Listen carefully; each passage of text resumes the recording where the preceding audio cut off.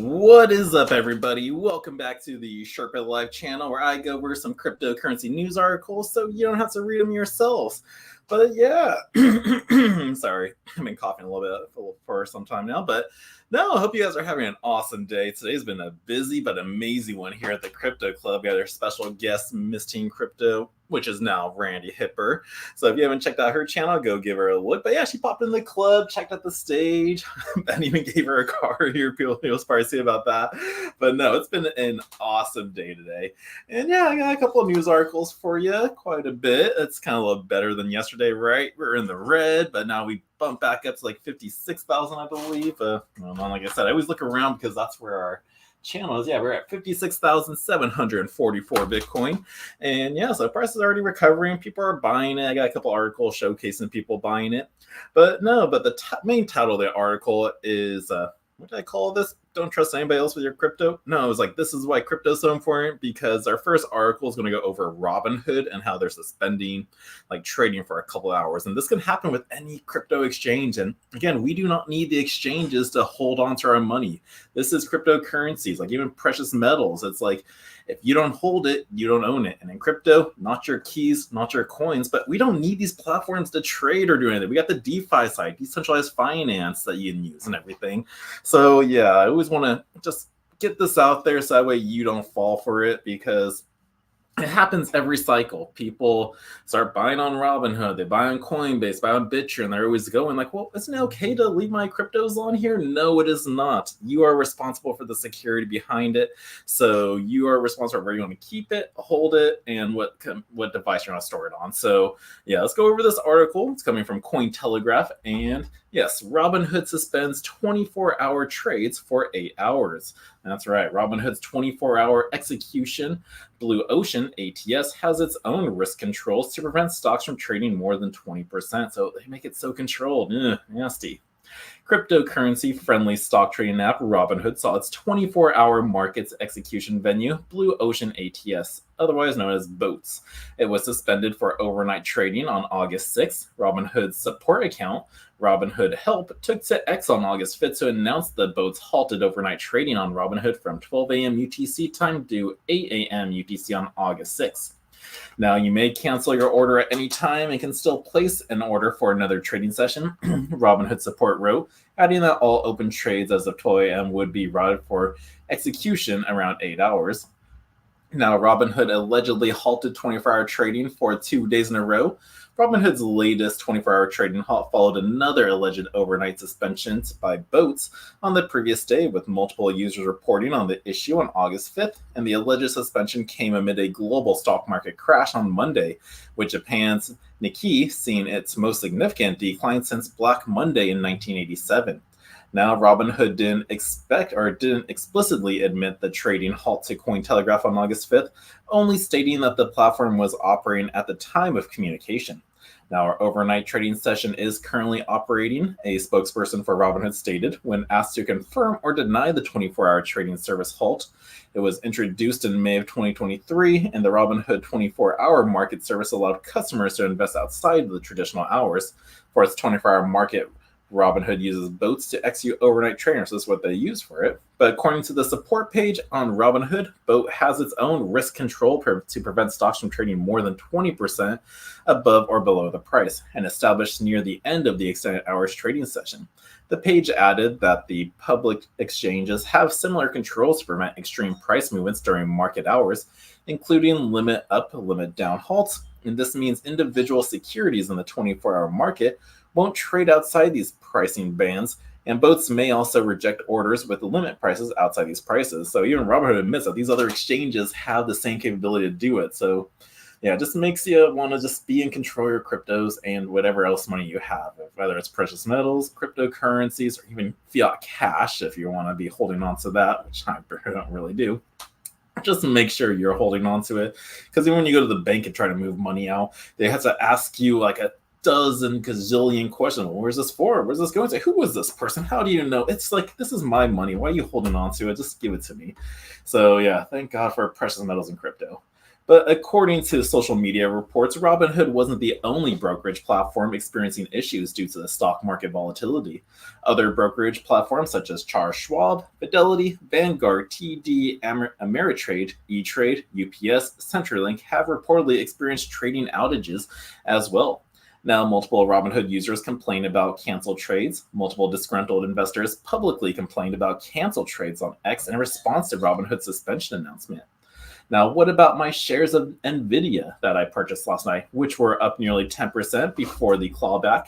They clawed back this morning. One apparent Robinhood user, Kyle Babbitt, wrote on X, according to a screenshot shared by the investor, Robinhood sent him an email that all trades executed during the suspension period would be canceled due to an issue experienced by Blue Ocean's ATS. So yeah, here's that tweet from him. What about my shares? Blah, blah, blah, blah, blah. And it was like a nope, well, these are going to be canceled. So nasty. Now, a number of investors also called on the United States regulators to check whether the trading halt was in accordance with U.S. laws. Now, how is any of this even legal? Another disgruntled investor wrote on X asking Robinhood to provide the reason for turning off the 24-hour trading execution. Well, again, usually once you give up your money, it's not your money anymore. It's the same thing with banks if you don't really know that. The moment you give your money to the banks, it's not yours.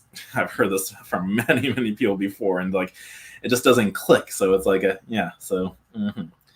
But one alleged Robinhood investor who reported losing $500 due to the both suspension also stressed that the platform had zero record of its purchase during the suspension period. Now, I wonder what FINRA would have to say about stealing my profits, the user wrote. Cointelegraph approached Robinhood for a comment regarding the latest halt on its 24-hour trading volume venue, but did not receive a response at the time of publication. And of course not. Why would Robinhood want to talk about this at all?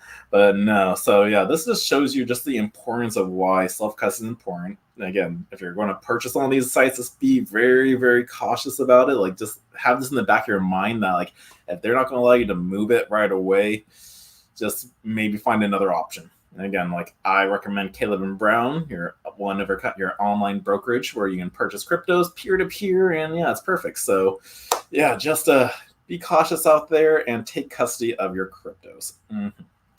All right, so that I think was the first downer article, but we got some good ones coming for you. Let's see, what are we going to cover next? So yeah, who bought the dip yesterday? People did buy it. This next article is coming from the Bitcoin magazine, and Metaplanet to raise $70 million to buy more Bitcoin.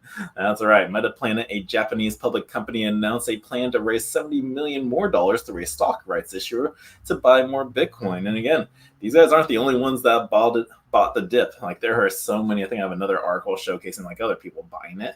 But yeah, let's hear about this most recent purchase. So Metaplanet, a publicly listed Japanese company, has announced plans to raise up to 10.08 billion yen, which is $70 million, through a gratis allotment of stock acquisition rights and existing shareholders. The majority of funds raised will be used to purchase additional Bitcoin. Here is that tweet from Bitcoin magazine. Just in, Metaplanet announces to raise 10.08 billion to buy more Bitcoin, and there's an initiative just showcasing it.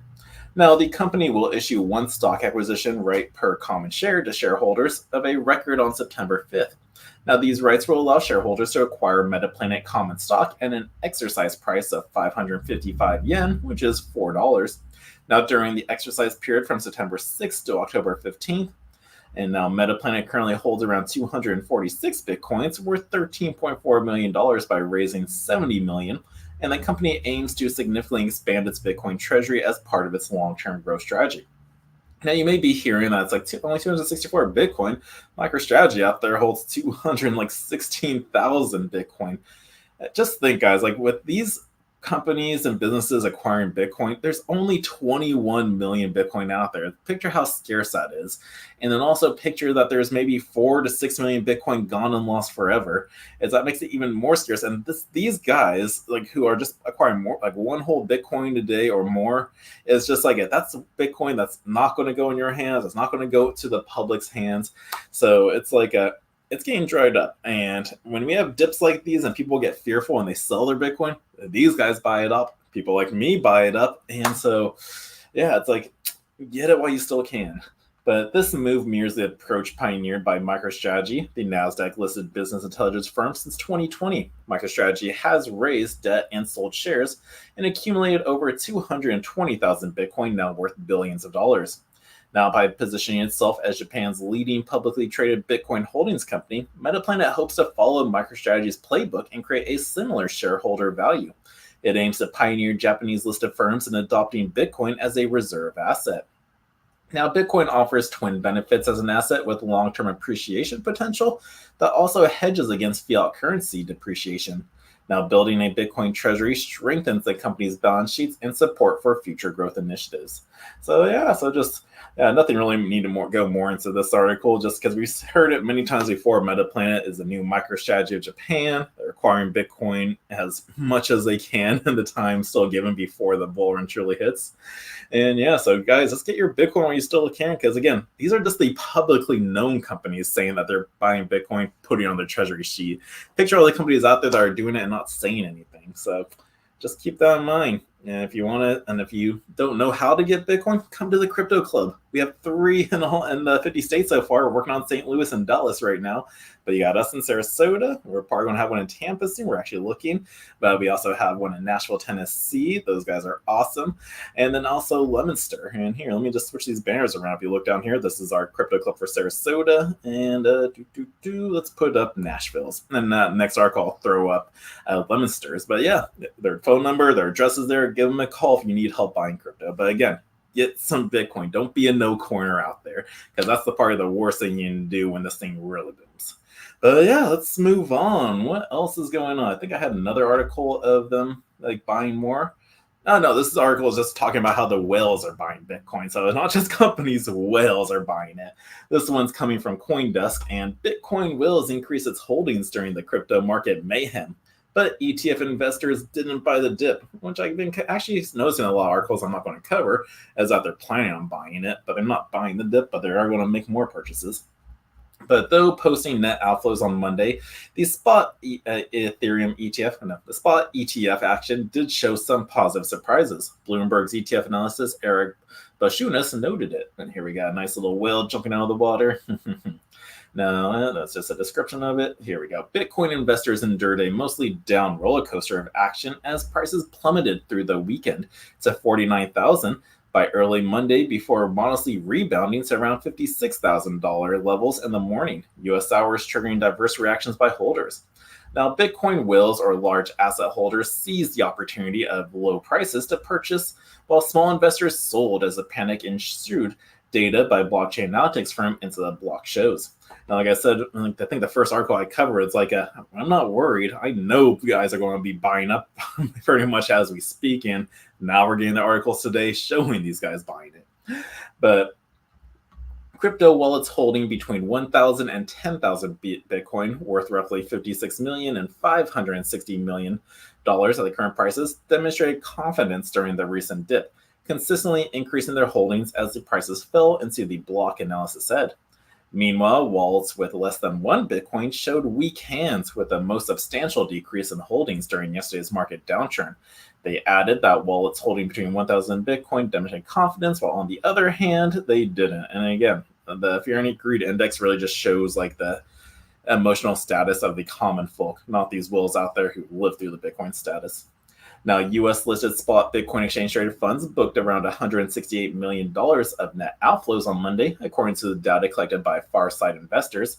And outflows were limited to Grayscale's GPTC, Vitality's FBTC, and 21 shares ARK Invest, ARKB, while Rival showed very modest inflows or flat performances. Now, Eric Bashunas, senior ETF analysis at Bloomberg Intelligence, focused on the positive, noting outflows only represented around 0.3% of the total assets under the management in the ETFs. Now, further, he said the largest of the spot funds, BlackRock's $18 billion IBIT, had no net outflows. So I think BlackRock's still the strongest guys out there, because no one really wanted to move out of that one. And Eric Bashunas was like, that's peanuts. And he was referring to the overall levels of flows yesterday. That said, it's one day. I could see some more uploads this week. I was thinking a couple billion would leave so far, though looking much stronger than that. So Yeah, so some people still think there might be a little bit of a dip coming still down the road, which is still a good sign because all of us wills and people out there who want more is like, yes, keep doing it. But there are funny memes out there too. It's like, yeah, guys, when we were at 74,000 and they're going, oh man, I wish I could have bought cheaper. And then we have this nice little dip and then they go, oh no, oh, it's a scam. It's done. I'm not going to buy any. So it just shows how the common folk usually react to this news. But yeah, wills are buying. Companies are still buying. Get your Bitcoin while you can and do not sell. Hodl it. So that was that news. Now let's go into some news or some words from Micro Saylor himself. And this one's coming from Cointelegraph. And Saylor says the Bitcoin strategic reserve is the Louisiana purchase moment for the US. Now, Michael Saylor previously forecasted that Bitcoin will reach approximately $13 million per coin by 2045. That's not bad. It's around like 10, 20 years from now. I'll be 60. I'll be a happy camper if that happens.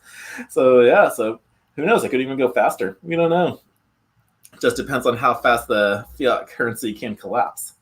But buying a strategic reserve of Bitcoin would be another Louisiana purchase moment for the United States, according to Michael Saylor, the outspoken co-founder of business intelligence company MicroStrategy, speaking on August 5th on CNBC.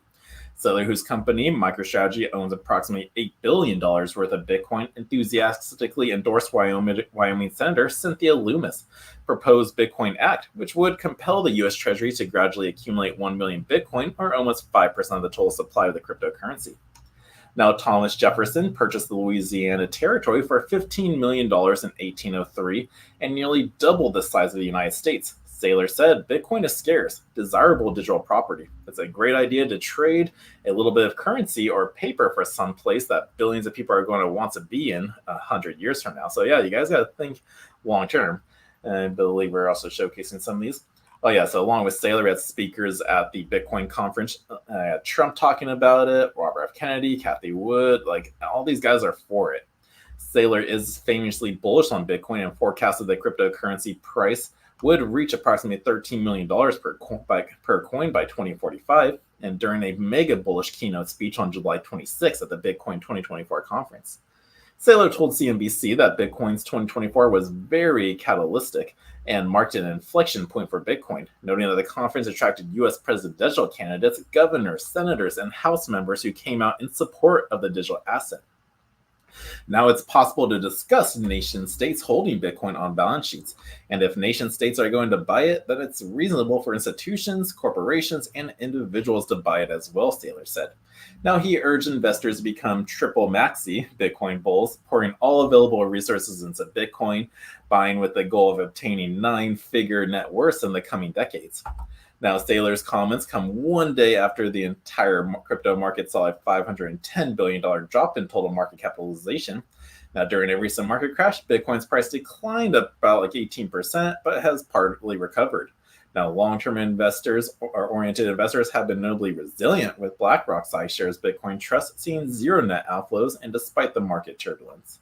So yeah, this is like the Louisiana purchase. It's like people didn't realize this purchase would have been great and big, but you look down the road, it's like oh my gosh, I was huge. And Bitcoin is the same way. So that's what Saylor had to say about basically what's going on in the world right now. So why are you selling it?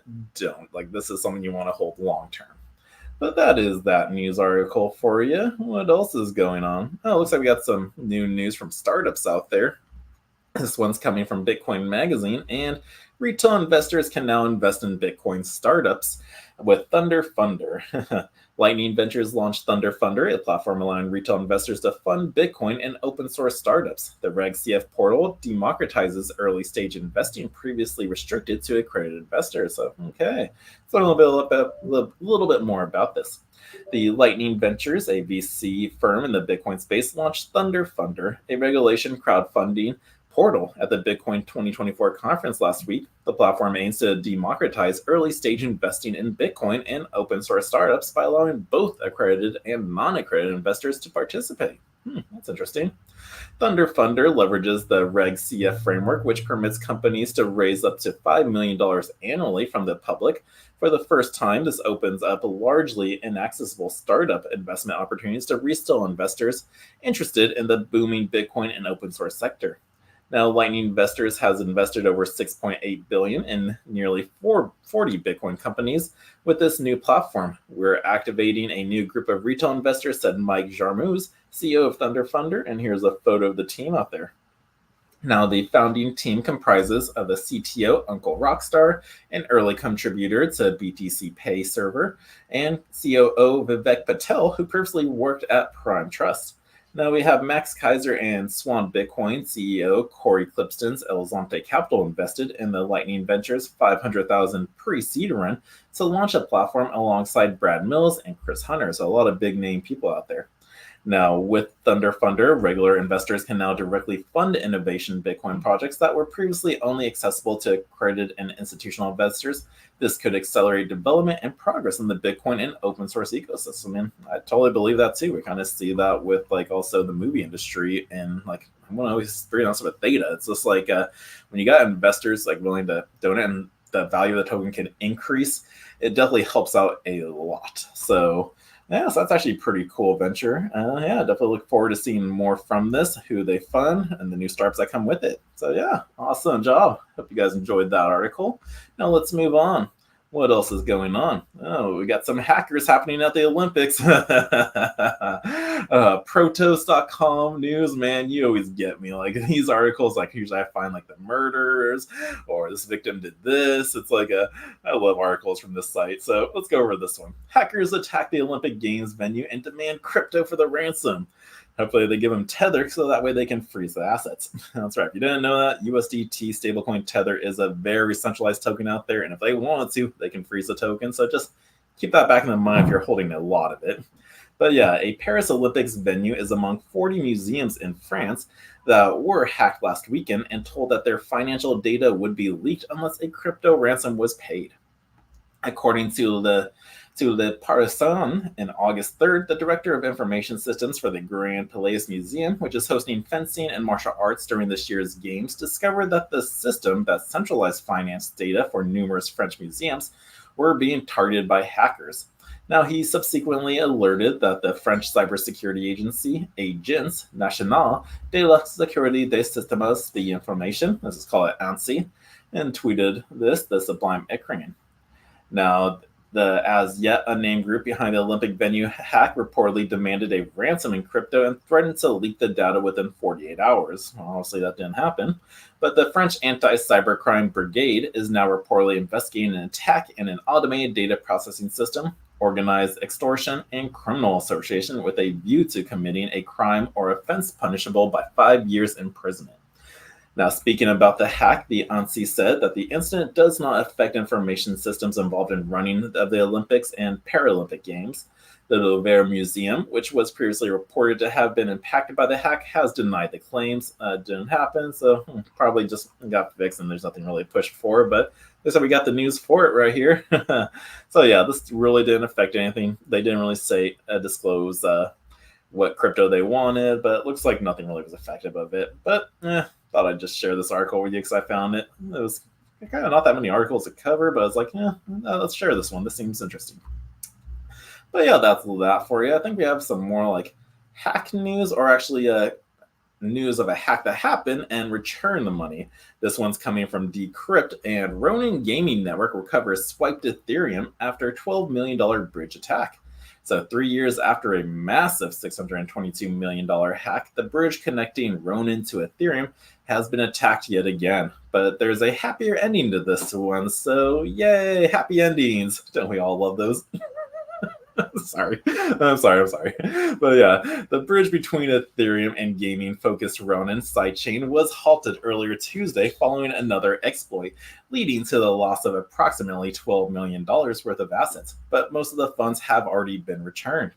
Now, the incident described as a potential MEV exploit was brought to light earlier Tuesday by ethical hackers, and Ronin co-founder Alexander Larson said on Twitter he reassured users that the bridge, which secures over $850 million in assets, remains safe. Now, the Ronin account noted that approximately 4,000 ETH and $2 million worth of the dollar-pegged USDC stablecoin were swiped, adding up to about $12 million worth of stolen assets. Now, the damage was limited by safeguards that capped the size of any Ronin withdrawal in a single transaction. Now, late Tuesday morning, the Ronin team announced that all of the Ethereum, approximately $10 million worth, had been returned, and that they expect the USDC to be returned later in the day. Ronin developers will reward the white hat hacker with a $500,000 reward for reporting the exploit and returning the swipe funds. So it kind of does work out in it. Like these if you're a coder and you can figure out like exploits in the system, go for it and then return. And usually there's a reward for it because you're just helping the project like fix these vulnerabilities out there. But here is that tweet from the Ronin update. The ETH of the 10 million has been returned, and we expect the USDC will be returned later today as well. The bug bounty program will be rewarding the white hats with 500,000 bounty, and the bridge will undergo an audit before it is done. Now, Ronin's team blamed a problem with a bridge upgrade launched earlier in the day, which is said to introduce an issue leading the bridge to misinterpret the required bridge operators vote and threshold withdrawals of funds. Adrian Hetman, head of the Triaging at blockchain security firm Immunified, told Decrypt that the bridge's upgrades are common and avenues for attackers as they can introduce new ways to exploit the connection between chains and steal funds. Now, an upgrade introduces a new attack surface, and if implemented without the necessary security measures, could potentially lead to complete collapse of the project, Hetman said, pointing to the 2022 attack of the Nomad protocol as a key example of it. Now, in the following up tweet, Ronin developers said that the bridge code will be audited before it's brought back online, and they intend to work with the network validators to shift operations of the bridge away from the current structure. Now, Ronin is a gaming-focused network that was originally launched for Axie Infinity, the monster battling game that racked up billions of dollars worth of NFT trading volume in 2021. But since then, it has expanded to feature games from other studios besides Sky Mavis, including popular social farming game Pixels. Now, as of now, Ronin's native token, RON, or RON, appears only modestly affected by the news. While the price did broadly decline in hours following the attack, RON rebounded slightly and remains up more than 2% over the past days amid the broader market rebound after Monday's plunge. Now the token's price is at $1.43 at press time, down 27% over the week. Now, for those of you out there who know actually how to say that, again, I keep getting people who like get mad at me when they say, when I first talked about Ada Cardano, it's like, don't say ADA, it's Ada. So if I'm saying this wrong, please let me know down below, because I always want to be sure I'm saying it correct.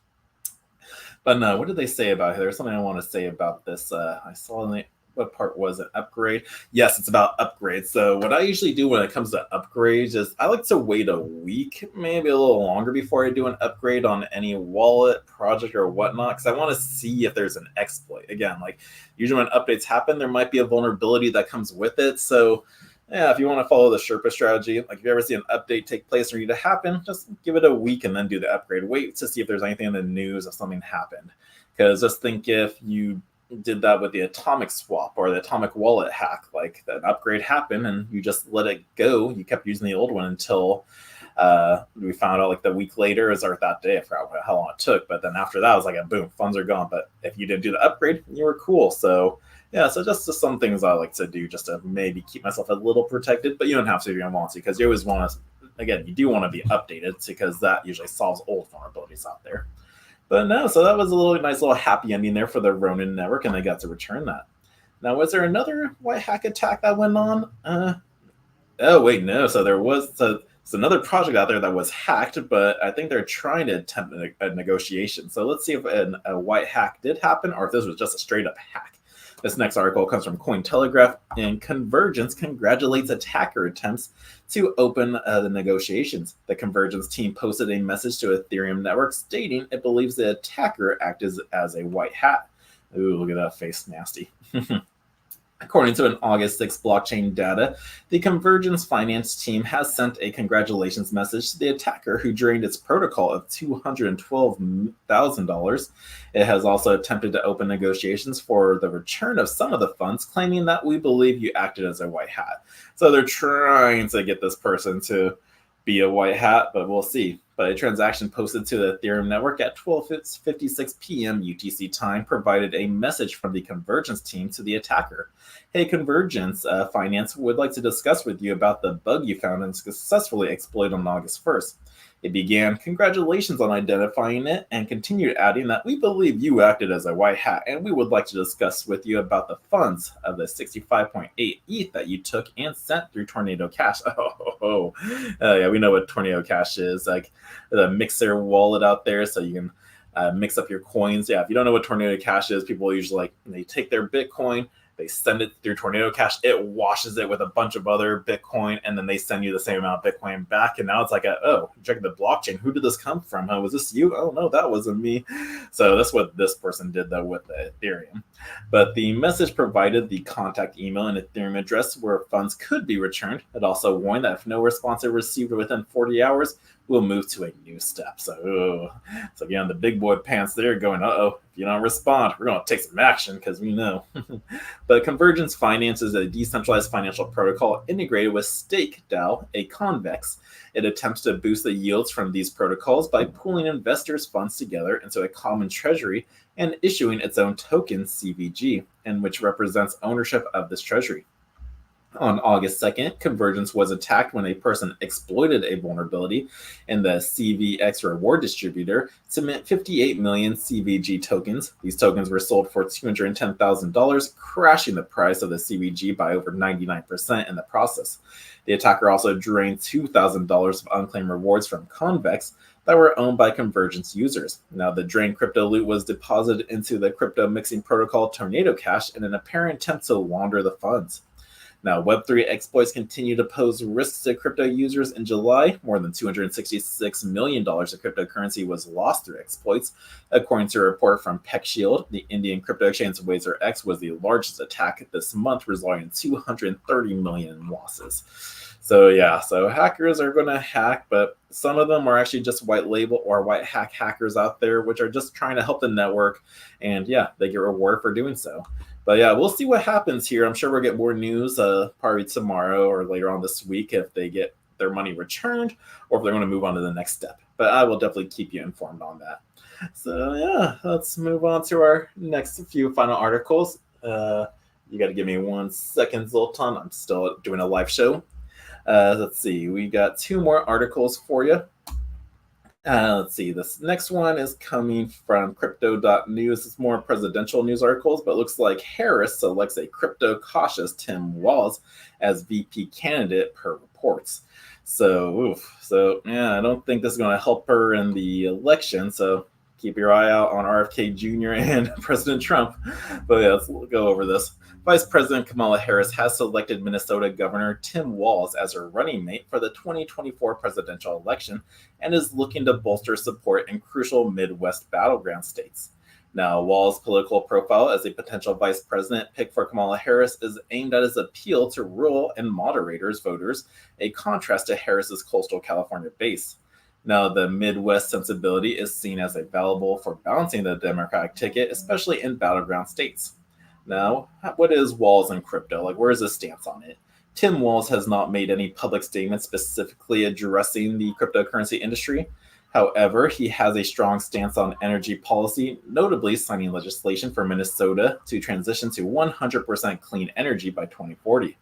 Now, this is a significant for the crypto industry, particularly Bitcoin mining, which is often criticized for its high energy consumption. Walz's clean energy views as potential vice president could influence how crypto mining operations across the nation, potentially pushing miners towards more sustainable practices, which they pretty much already are. I'm sure I've covered tons of articles where I think it's 90% of crypto mining is green. So I don't know what these guys really truly know out there. But some Democrats like Elizabeth Warren of Massachusetts do not support cryptocurrencies in its current form, while others in the party are calling for Harris to consider a more friendly approach to the industry, starting to embrace the crypto or the concept of crypto. However, this election season, Republican nominee Donald Trump's embrace of crypto has pressured Harris and Democrats as a whole to consider a more friendly approach to the industry. Now, the rising prevalence in crypto in the U.S. is evident, with 1 in 3 American voters more likely to invest in Bitcoin or other cryptos after the approval of a spot Bitcoin ETF. Now, because of these pressures, Walz may need to reconsider his stance on energy and crypto in order to gain support for the crypto community in the upcoming election. So even if he does do that, I don't know. Is it too late? Is it? I don't know. Let me know your thoughts on that. But yeah, so she's picking a non-crypto person, very high on energy, and yeah, so that's that for you. Let's move on to our final article, which is Trump speaking about, or he's calling for the government to stop selling their Bitcoin because after he announced we want to hold on to all of our Bitcoin, we saw them like sell $10,000 or 10,000 of it, as well as the other day they moved 300 like ETH. So yeah, let's go through this article. It's coming from Crypto.news again. Why is Donald Trump calling on the government not to sell Bitcoin? Presidential candidate and crypto industry supporter Donald Trump believes the U.S. government should not sell its cryptocurrency. During a podcast with Aiden Ross, he mentioned the recent sale of Bitcoin by the U.S. government and asked Trump if he would support crypto if he won the November 2024 election. He was like, if elected, it will be the policy of administration to keep 100% of all the Bitcoin the U.S. government currently holds or acquires into the future. Now, Trump then turned his attention to extolling the virtues of Bitcoin. He called the cryptocurrency very modern and compared it to artificial intelligence. He had added that the U.S. will not innovate in the field of digital assets. Other countries will, including China. So it's like, we got to do it before they do. The most significant geopolitical rival, which is already making progress in the cryptocurrency and artificial intelligence sector.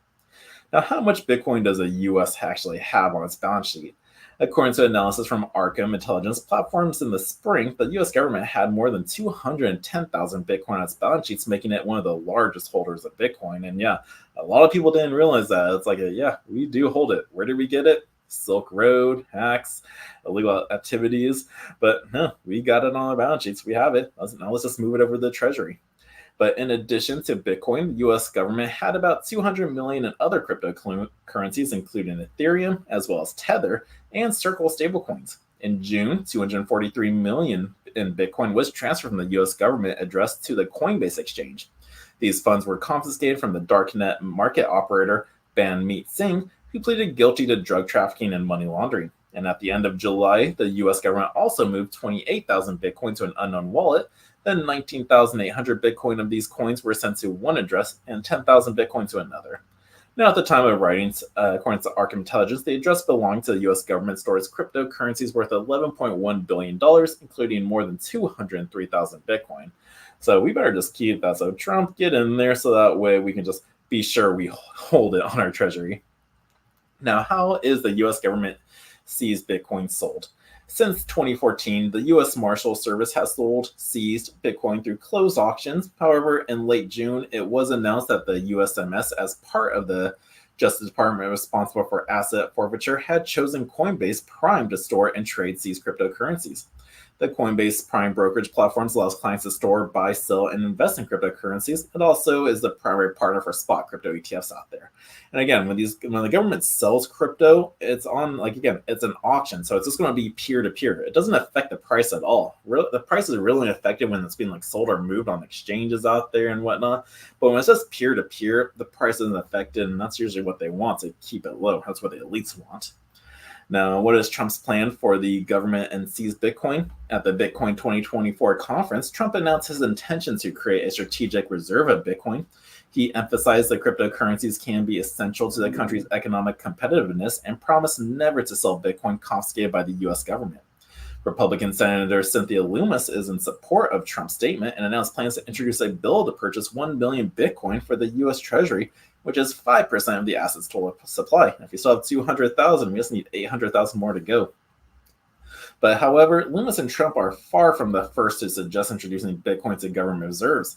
Michael Saylor, the former head of the MicroStrategy software developer, also expressed such thoughts. He proposed purchasing $4 million of Bitcoin for the U.S. Treasury. And in addition, ARK Invest CEO Cathie Wood also supported using Bitcoin as a reserve. She noted that this will only be a matter of time for the first cryptocurrency and is not an instrument of monetary policy, but is simply on the U.S. balance sheets. Now, which countries out there have the most Bitcoin? Let's find out. While investors buy Bitcoin on the open market by investing in real money, states more often obtain Bitcoin through confiscation. Governments are among the largest holders of Bitcoin due to seizures of criminal activity. Of all the countries holding Bitcoin, only El Salvador actually buys this crypto since 2021 and mines it too, as part of the state-run Volcano Energy Initiative, which uses geothermal energy. Neither the United States, China, the United Kingdom, nor Germany have ever officially purchased cryptocurrency. However, thanks to confiscations from criminals, governments of large countries have accumulated crypto assets worth billions of dollars. Now, according to the Bitcoin Treasury Service, the combined crypto reserves of countries are estimated at around 517,000 Bitcoin, or more than 28 billion. So yeah, let's see. U.S. has about 213,000 Bitcoin. Let's see. China's got 190,000. United Kingdom coming in third with 61,000. Ukraine 46. El Salvador making its way up. The other one's buying it. They position themselves so well.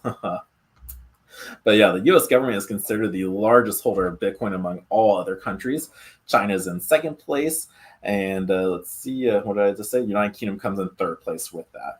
Now, is Trump right for doing this? Yes, Trump believes that the decision to store assets will become the core of the BTC Strategic National Reserve and expressed confidence that Bitcoin will overtake gold and silver in market capitalization, which I cannot wait to see for that happen.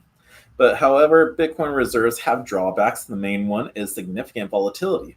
This is the problem faced by authorities of El Salvador, whose BTC reserves have decreased by a third due to a severe drop in Bitcoin's value. I'm pretty sure I covered an article saying they're still in the green, so they're fine. So yeah, just because it dropped a third, they're still green, and that's fine. Nevertheless, BTC reserves can be beneficial in terms of diversification. Countries may seek to create alternative assets outside of traditional centralized financial systems, and in addition, some countries may seek ways to conduct international settlements by bypassing the restrictions imposed on conventional financial transactions. So yeah, so that's everything you need to know on which countries hold Bitcoin, what Trump's views are on it, what we plan on doing with it. And yeah, the US government is the biggest holder, if you didn't know. So now you do. But that is all, at least the political news I had covered for you. Just Harris chose a VP that's not so crypto friendly. We'll see if they change that at all. And just Trump's plan on why he wants the government not to sell it. But that is all the news articles for you. I didn't have this pre-set up. Let's pull up coin there. Let's pull up the fear and greed index, see where we're at today, because I always like showcasing that. Here we go. All right, got that page. Bitcoin's currently at $56,000. Ethereum's at 2,400.